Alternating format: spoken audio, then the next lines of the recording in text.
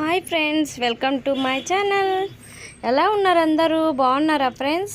Video నచ్చితే subscribe చేసుకోండి friends.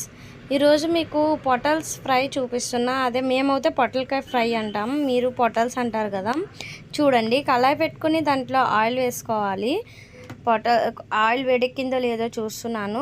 Oil వేడెక్కినాక మనం ముందుగానే అవి చేసిన ముక్కలని కడిగేసి పెట్టుకోవాలి. కొంచెం ఆనియన్స్, ఆలు కావాలంటే ఆలు అన్నీ కడిగేసి మంచిగా ఉంచుకోవాలి. అదిగోండి, కడిగేసుకొని ఆయిల్ వేడెక్కినాక దాంట్లోకి వేసుకోవాలి ఫ్రెండ్స్. వేసుకొని మంచిగా కలుపుకోవాలి.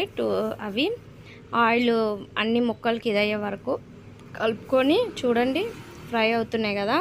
అది అవ్వకముందే మనము దాంట్లోనే కొంచెం పసుపు వేసి కొంచెం జీలకర్ర వేసుకోవాలి. జీలకర్ర వేసుకుంటే ఏంటంటే డైజెషన్ అవుతుందని వేసుకుంటాము. ఇంకా సాల్ట్ వేసుకొని 3 వేసుకొని ఇట్లా మూత పెట్టేసి సిమ్లో పెట్టి ఫ్రై చేసుకోవాలి ఫ్రెండ్స్. ఇది పెద్ద మంట మీద చేస్తే మొత్తం మాడిపోతుంది, లోపల అయితే పచ్చిగానే ఉండిపోతుంది. అందుకనే సిమ్లో పెట్టి ఫ్రై చేసుకోవాలి. మళ్ళీ కాసేపు ఒక 2 మినిట్స్ అయినాక మళ్ళీ కలుపుకోవాలి. అట్లా అది కొంచెం ఫ్రై అయ్యింది అనుకుంటే హాఫ్ ఫ్రై అవుతే దాంట్లోనే కొంచెం మసాలా వేసుకొని ఫ్రై చేసుకోవాలి. అంతే, సింపుల్ ఫ్రెండ్స్.